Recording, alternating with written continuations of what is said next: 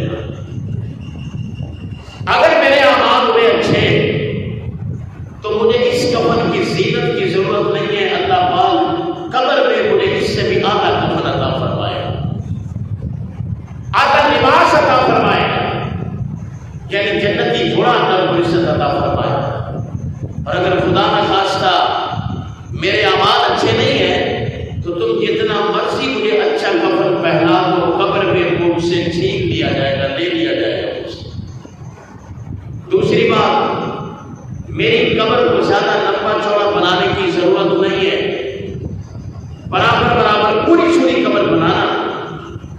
اگر اللہ کی بارگاہ میں منظور ہوں، اللہ کی بارگاہ میں قبول ہوں، میرے اعمال اللہ کو پسند ہے، فرمایا پھر تمہاری قبر کی کشادگی کی مجھے ضرورت نہیں، اللہ خود ہی میری قبر کو کشادہ فرما دو۔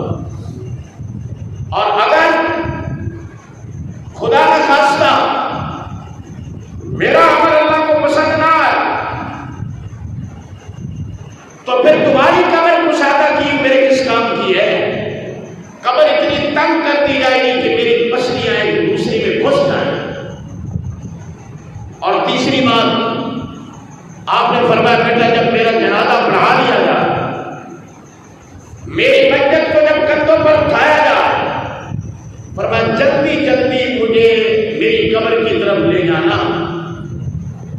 اس کی وجہ یہ ہے کہ اگر میں اچھا تو پھر ظاہر اللہ کی بارگاہ سے مجھے انعام ملنے والا، اور انعام کی طرف بندہ بڑا حریص ہوتا ہے تاکہ جلدی جاؤں تاکہ میں اپنا انعام پاؤں۔ اگر میں اچھا ہوں تو پھر جلدی جاؤں تاکہ اللہ رب العزت کی بارگاہ سے انعام پاؤں، فضل پاؤں اس کا۔ اگر میں برا ہوں تو پھر برے بندے کی میت کو اپنے کندھوں سے جلدی نیچے اتار دینا، اسے اٹھانے کی کیا ضرورت ہے؟ اندازہ کریں آپ کہ حضرت